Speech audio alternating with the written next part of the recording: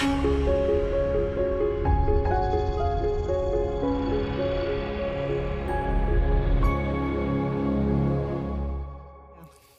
aitäh. Tere päevast kõigile. On mul siin pult ka olemas, jah? Nii. Et selleks, et arutada, et kas ja mida vaja muuta on, et oleks vaja esmalt saada selgeks, et milles meie probleem seisneb. Et mis on meie omavalitsuste rahastamissüsteemi peamine probleem, et ma kujutan ette, et kui siit omavalitsust oleks küsinud, siis ütleks, et raha on vähe, eks ole. Et tahaks juurde saada. Mul on sellega üks huvitav lugu, ma mäletan, et aasta 2000 üks teadlaste uuring tehti ja siis küsiti omavalitsust, et öelge, palju teil raha vaja on.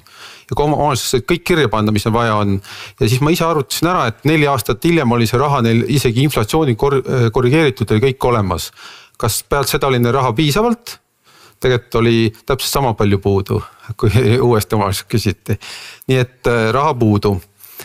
Mida ütleb selle peale OECD, et kes tegi juba pea 15 aastat tagasi Eesti-põhise raporti ja ta ütleb seal seda, et Eesti omavalitsuste rahastamissüsteemi peamine puudus, üllatus, ei seisne üldse raha puuduses, vaid selles, et puudub finantsautonoomia omavalitsustel ja see mõjutab omavalitsuste teenuste korraldust, nende finantssuutlikkust. Ja see on, kuidas nemad ütlesid seda välja, see ei ole minu seal all see lõige sõnastatud, et tundub kummaline, et kui Eestis usutakse tugevat turumajandusse, ei usuta sugugi seda, et finantsautonoomiaga saaks, et seda saab kasutada vahendina nüüd teenuste tõhususe parandamiseks. Ja minu jaoks on see ka tegelikult kummaline, et me täna sellest veel sellises võtmest nagu rääkima peame. Aga vaataks korra selle probleemi nagu siis ulatust või võrdlust teiste riikidega võrreldes, siis see sinine osa seal, ma ei tea, kas teil silma paistab sealt kaugemalt olijatele, aga see näitab, milline on siis omavalitsuste tuluautonoomia ehk kui palju oma tuludest saab omavalitsus otsustada maksud, tasud, kus ta saab ise otsustada, palju talle seda laekub. See on tõesti seal graafikul väga märkamatu ja see on OECD riikide seas kõige kehvem olukord. Ehk meie omavalitsustel tegelikult seda otsustusõigust ei ole, nad on sõltuvuses, võiks öelda peaasjalikult riigist. See sinine osa seal on peamiselt maamaks ja parkimistasu lihtsalt teadmiseks, et maamaksu mõni aasta tagasi ega seal omavalitsustel ka tegelikult väga midagi muuta enam ei olnud, et nüüd on veidi teistmoodi. Riigikohtunik Tõnu Anton on 20 aastat, toona riigikohtunik 20 aastat tagasi on öelnud, et arvestades nüüd meie enda riigi põhiseaduse vaimu, omavalitsuste hartas kirja pandud, et on raske uskuda, et see, et omavalitsustel laekub ainult paar protsenti oma tuludena, kus nad saavad ise otsustada, et see kuidagi vastaks meie põhiseadus või harta nõuetele.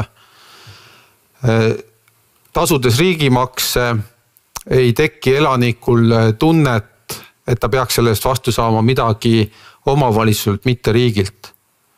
Et selliselt on riigikohtunik riigikohtunik räägib siin tunnetest, et inimene maksab makse, siis tunneb ühtepidi, teistpidi, et miks see tunded siis nii väga üldse nagu siin riigikohtunik välja toob.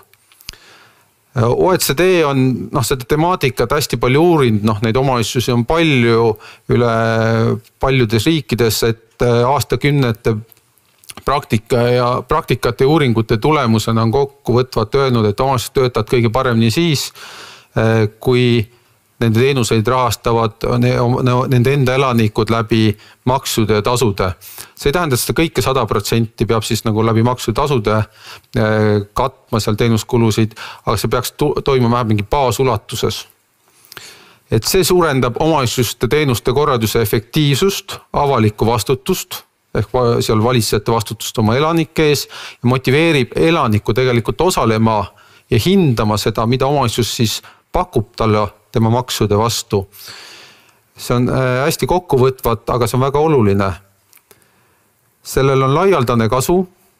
OECD uuringud näitavad, et omavalitsuse tuluautonoomia ehk võimalus siis neid maksetasusid sätestada, et see suurendab ka riigi majanduskasvu. ja vähendab regionaalseid erinevusi. Ehk korraga saame parema majanduskasvu kõigi jaoks ja ka väiksemad regionaalsed erinevused, mis on ju väga hea. See väiksem seos on sellega, et kui me suurendame omavalitsuste finantsautonoomiat läbi sihtotstarbelisuse kaotamise, et seal seda majanduskasvu seos majanduskasvuga on küll väiksem. Aga siiski ka selle puhul on see oluline omavalitsuse teenuste efektiivsele korraldusele ja mitte ainult, vaid siis nagu efektiivsusele, vaid ka selle, kui omavalitsus rahastatakse mitte sihtotstarbeliselt, vähemalt siis sedagi, siis nad saavad neid vahendeid suunata paindlikumalt, arvestades kohapealseid siis eripärasid ja vajadusi.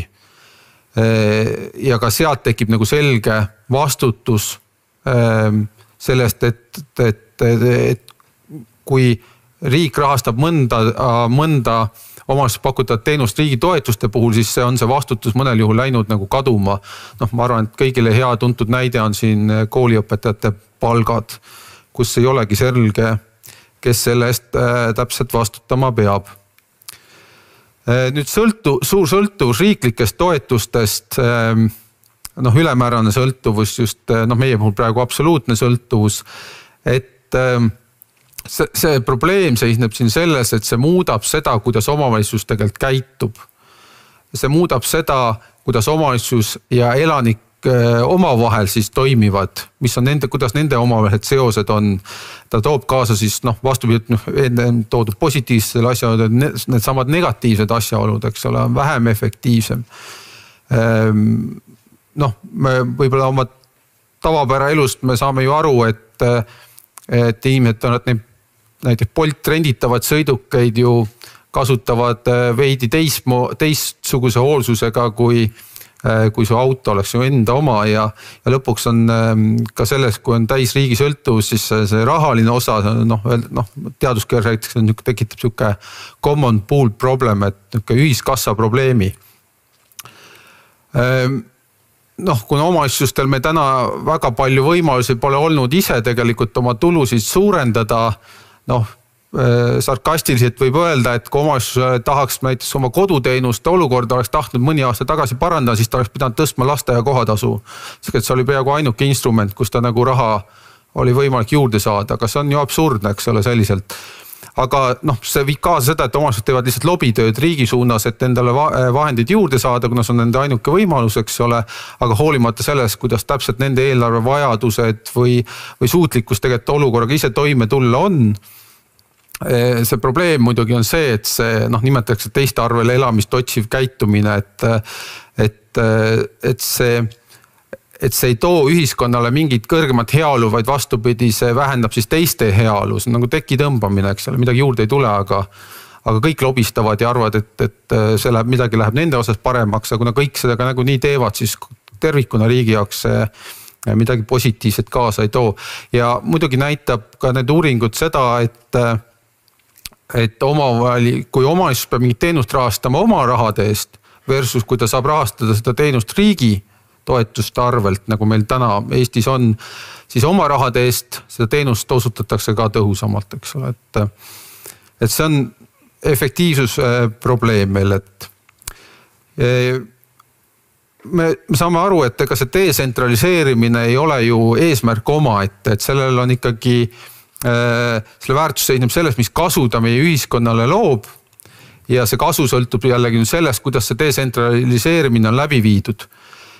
Sellist olukorda, kus omavalitsustel on antud hunnik ülesandeid, aga samal ajal ei ole sellega antud vastavalt kaasa finantsautonoomiat, sellist lähenemist nimetab OECD dysfunktsionaalseks detsentraliseerimiseks, ma panen osaline puudulik detsentraliseerimine, eks ole. Ja selle probleem on just see, et ta loob riski, et see, mida me detsentraliseerimise kaudu, kui räägitakse, et millised kasu võib see ühiskonnale tuua, et me tegelikult seda kasu võib-olla mõnes valdkonnas või paljudes valdkonnas tegelikult võib-olla ei saavutagi või see on ka negatiivne.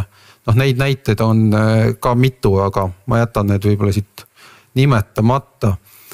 Ma tean, et varasemalt on neid hirme siit välja toodud, et miks Eestis ei sobi muidugi siuke finantsautonoomia on parem, kui meil on ikkagi kõik riiklikult korraldatud, meil on nii väike riik, eks ole. Ja nende hirmude all on üks on see näiteks, et kui anname omavalitsustele maksustamisõiguse, siis see toob kaasa suurema riikliku maksukoormuse ja seda me ju ei taha, eks ole. Aga siiski, et nagu tõin välja, et OECD uuringud näitavad, et desentraliseerimine koos finantsautonoomiaga toob kaasa efektiivsema avaliku sektori ja seda näitab läbivalt need uuringud. Siis seda need uuringud küll ei näita, et see efektiivsus, mis saavutatakse, et see tingimata maksualandusena elanikele jõuab tihtipeale, omavalitsused ei ole ju siin välja kasumi peal, eks ole, et see, mida efektiivsuse kaudu saavutatakse, see tegelikult tihtipeale pannakse hoopis teenuse kättesaadavuse kvaliteedi parandamisse. Et ta tegelikult saame nii korraga nii efektiivsema teenuse kui ka kättesaadava kvaliteetsema teenuse. Sellist seost ei ole näha, et see tooks kaasa kuidagi maksukoormuse tõusu. Paralleeli võttes, et kui te nädal aega kellegile söödate kogu aeg õunu ja teete kokkuvõtte, ütlete, et võt see inimene sööb kuidagi imelikult kombed keskmisest inimest palju rohkem õunu, eks ole. Ja mõtled, et järgmise nädal eksperiment teeme nii, et anname tal sama palju pirne veel juurde, siis mõtled, et te nagu nii teades teda, ta sööb ka need ära. Aga tegelikult on loogiline, kui ikka su menüü on mitmekesine, siis ei ole see, et sa sööd need õunad ikka endised moel ära ja pirnid ka veel otsa kõik muu ära, vaid sa tegelikult asendad. Ja sama on ka see, et ega me teiste riikide kogemusi näite ja ma ise ka sellesse kuidagi näe ja usu, et nüüd omavalitsustele andes maksustamisõigust juurde, nad kasutavad seda selleks, et siis mingit ainult raha sealt nagu juurde korjata, aga mitte selleks, et tegelikult võib asendadagi seda, et mõni tasu võib olla selle võrra madalam. Rääkides näiteks turismimaksust, eks ole, kardetakse suuremat maksukoormust, aga küsimus on need kulud, milleks omavalitsus tahab turismimaksu kasutada, need on neil juba ju täna nagu nii kaelas. Aga need tuleb täna ka ära maksta ja täna lihtsalt makstakse seda, kui turismimaksu ise võtta, siis makstakse tegelikult seda ju oma elanike, ma ei tea, maamaksust näiteks või mõne muude teenuste korraldamise arvelt, eks ole. Mitte nad ei taha siis nagu selle turismimaksu mõttes hakata veel rohkem mingit, ma ei tea, tänavavõrku tegema selle pärast kohe. Et seda maksukoormuse suurenemist nagu selle tõttu otseselt kartma küll ei pea ja nagu nii saab sinna panna ka vahemikke, kus omavalitsus saab otsustada. Teine teema, mis on ka omavalitsused välja toonud, see, et on kartus, et teeme nüüd, et igaüks peab siis oma maksudes selle raha kokku korjama, et mõelge ise, et teil Harjumaal on võib-olla lihtsam seal, aga ääremaal, et nüüd niigi on siin palju pensionäre, vahetöötajaid, nende palk on madal, eks ole, et mis see maks peaks olema, et selle tegelikult kulud ära katta. Ma selle rahustuseks ütlen, tegelikult selle finantsautonoomia loomisega ei ole kuidagi plaanis toetusi ära kaotada. Kõik need tasandustoetused või toetusfondid toetused, need jäävad kõik alles. Mingit maksukoormust tõstma, selleks ei pea omavalitsus. Et saaks olemasolevad teenused ära pakkuda, vaid see, ja küsimus pole isegi selles lisarahas või et see raha kuidagi väheneks või suureneks, vaid me tahame muuta sellega just peamiselt, mis OECD räägib, kuidas omavalitsus käitub rahaga. Edaspidi, et tal ei ole vaja ja see on palju raskem töö, et tal ei ole vaja teha lobi, eks ole, keskvalitsuse suunas, kas või läbi kohtute, mida ka kasutatakse selle lobi tegemiseks, aga oma elanikule peab ta ära selgitama selle, et tal on hea idee ja kuidas seda nüüd võiks rahastada. Ei pea kartma seda ükski omavalitsus kuidagi see, et tema maksukoormus selle tõttu läheb suuremaks, et see on ainult võimalus või vabad samaks jätta või ikka langetada ja ma olen kindel, et selliseid omavalitsusi tuleks ka tegelikult mitu, kes hakkaks oma maksukoormust hoopis vähendama, kui saaks. Täna me leiame, et kõikjal peaks olema ühetaoline, eks ole. Et see oleks nagu selge, et mida tegelikult ei tähenda finantsautonoomia tekitamine. Finantsautonoomia osas teatud muudatusi on nüüd hiljuti tehtud, mõned on planeerimisel, ka koalitsioonileppes nimetatud ja tulemas.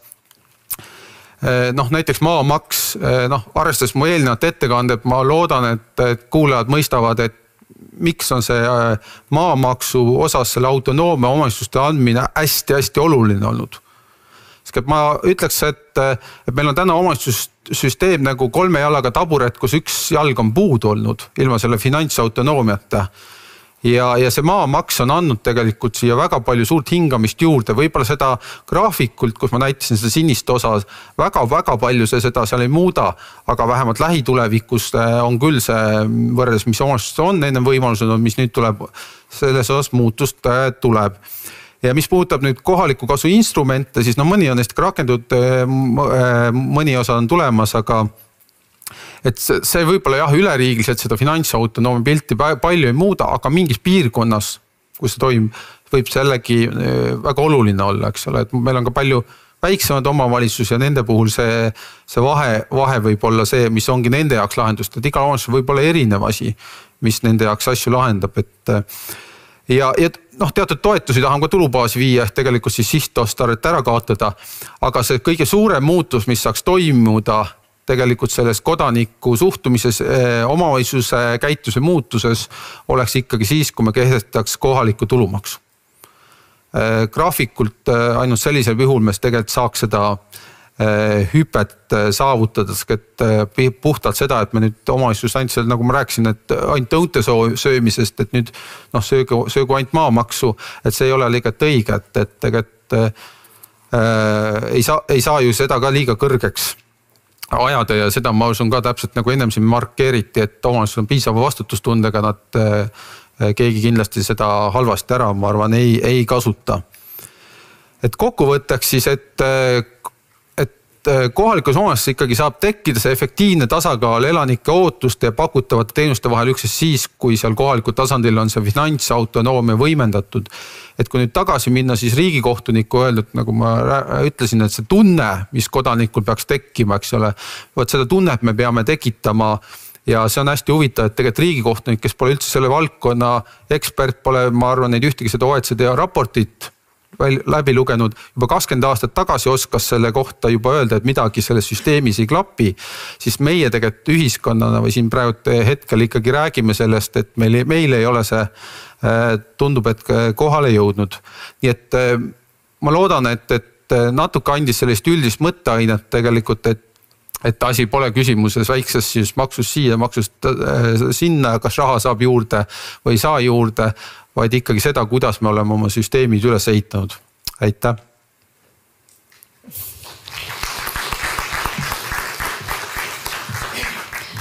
Väga suur tänu, väga selged seisukohad. Ma küsin ise kiiresti kõigepealt ja olge head, koguge mõtteid. Ja kes te jälgite meid veebi vahendusel, siis tuletan meelde, et meie Worksapi keskkond worksap.com märksõna on arenguseire 1106. Et seal saab küsimusi postitada. Ma päris täpselt ei tea, kui kaua sa oled regionaalvaldkonnas töötanud vastavas ministeeriumis, nimed on muidugi muutunud. Mu esimene plaan oli küsida, et kui see finantsautonoomia just selles mõttes, et vabadus kehtestada omal valikul või suuremat valikut makse ja lõive kui näiteks ainult maamaks, eks ju. Et kui see on nii hea asi, miks seda siis siiamaani ei ole ikkagi Eestis ellu läinud, aga ma otsustasin, et äkki hoopis küsiks niipidi, et mis sa arvad, kas omavalitsused nagu üks mees tegelikult soovivad seda? No, ma olen töötanud selles valdkonnas nüüd siis 25 aastat, nii et päris kaua ja ma vahepeal mõtlesingi, et kas ma jõuan lõpuks ennem pensioni minna või ära minna, kui see probleem lahendatud saab. No jah, seda on nagu raske öelda, et miks see tegelikult, kas on sellepärast, et ei teata ja ei tunta seda vajadust aga ma arvan, et see probleem pole ka Eesti puhul nii ilmselge olnud, et mis meie võib-olla sellist, ütleme, et meil on omavalitsused olemas ja toimivad kuidagi, eks ole, et kuidas saab öelda nüüd, et see 2 jaluga taburet ja väga hästi on püsinud. Aga seda on aidanud nagu seda püsti hoida nagu juba see, et meil tegelikult on olnud see tulude hästi kiire areng. Siin on juba viimase 10 aasta jooksul, mõni aasta tagasi oli tulud 2-kordistusid, tulid välisvahendeid juurde, et tegelikult seda raha tuli piisab palju peale, seda, et kõik elanikud võib-olla see ootused, mis neil tekkisid tulevikku, oligi võib-olla juba 5 aasta pärast või 10 aasta pärast nagu tulemas ja nad näevad, et see on tulemas. aga see ei saa olema kindlasti meie edaspidine tulevik, et tegelikult tuleb seda ootused ja võimalused tegelikult elanikuga kokku viia. Ma tegelikult usun seda, ma näen ka seda omavalitsuses, nad tahadki tohutult head teha elanikule. Aga tegelikult elanikule saab nii palju head teha, kui elanik on nõus maksma. Ja see ei ole tegelikult vahetanud, et võtame siis riigimaksu kaudu, et see tegelikult annab kokku sama. Ma näen seda muidugi ka ministeeriumite poolt, et on see õpetaja palga vaidlus või täpselt see koduteenus, eks ole, et on seda hästi palju frustratsiooni kõigi poolt, see ministeeriumite poolt, miks omavalitsus nagu ei taha siis nagu neid hästi häid mõtteid ellu rakendada, mis meil on omavalitsuste poolt, eks, kuidas ministeerium ei mõista, eks ole, et mul ei ole seda raha tegelikult, andku raha juurde ainult, eks. Ja elaniku poolt, et miks ta siis ei saa, mis ta tegelikult soovib. Et siis nagu, et see ei ole ja ta on mõeldud, et seda peaks kuidagi valdkonna sees ära lahendama. Tegelikult need paljud probleemid ja kindlasti see õpetajapalga probleem, mis on suurim, on tegelikult põhjus peitub selles, et see finantsautonoomia on puudu, see vastutus on selgelt puudu. Ja kui see muuta, siis tegelikult on teiste riikide näitel näha, see tegelikult läheb väga palju efektiivsemaks ja paremaks see süsteem. Aga ma arvan, et jah, meie probleem on siin, nagu OECD ütleb, me siias saadik tegelikult ei usu sellesse. Et konkurents võiks midagi paremaks muuta. Kas siin saalis on veel omavalitsusjuhte järel, kes toetab seda mõtet, et peaks olema suurem Andruse sõnutsi finantsautonoomia ehk siis õiguslikud võimalused makse ja lõive rohkem kehtestada? Omavalitsuste päeval viskasin, kui ma suhtlen omavalitsuste pidevalt, viskasin õhku selle ka, et tegelikult ongi see, et omavalitsustest enamik ei taha seda finantsautonoomiat, nad tahadki sellist riiklikku vastutust, neile meeldis ka paljudel puhul, et annaks mõne ülesande riigile ära, oleks ka tore. Et seda tegelikult on näha ja võib-olla see on ka see tegur, eks ole, et meil ollakse harjunud sellega riigis sõltuvusega, aga see ei saa olla selline tuleviku viis, et korraga on neil ülesanded, aga ei ole siis seda võimalust neid. Vaatan korra veel saalis ringi. Ja, siin on küsimus. Selles ma ette tulin. Oletame, et nüüd on see omavalitsus saanud maksuohjad enda kätte ja arendame teemat edasi natuke. Et on teatud ametid, teatud funktsioonid omavalitsuses, kus tulumaksu ei olegi. Näiteks me rääkisime siin külataksost. Külatakso juht võiks ju teha maksuvabalt oma teenust. Et see küsimus, et kas võiks ka maksuvabastusi otsustada. Just. Soomes näiteks nii on, et nad omavalitsustel on ka teatud ära määratud, et mis osa, maamaksu puhul on ka mingid maksuvabastu õigused.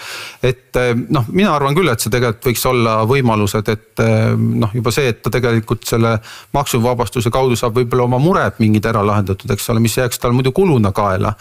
Et miks mitte seda soodustada, aga ma arvan, et mis sellega mõte on, millest enne ka rääkis, et see on tegelikult need paindlikud lahendused. Mis siin ka ennem teil oli juba, et one size doesn't fit all, eks ole, või üks suurus ei sobi kõigile, siis on ka see, et mis me anname need võimalused, et iga omavalitsus sobitabki selle enda konteksti. Ja seda ei saa nii, et nagu meile öeldakse, et meil on nii väike riik, eks ole, kõik on ühetaolised, et umbes siis selline tunne, et nagu Setomaa või Mustamägi, see on kõik täpselt sama. Kõik saaks samamoodi korraldada, tegelikult me saame tegelikult ju aru, et see nii ei ole. Et Setomaa ja Tallinna mingi Õismäe erinevad ikkagi palju rohkem kui Berliini erinevad linnaosad. Mõnikord tuuaks näite, et me Eesti on üks Berliini linnaosa.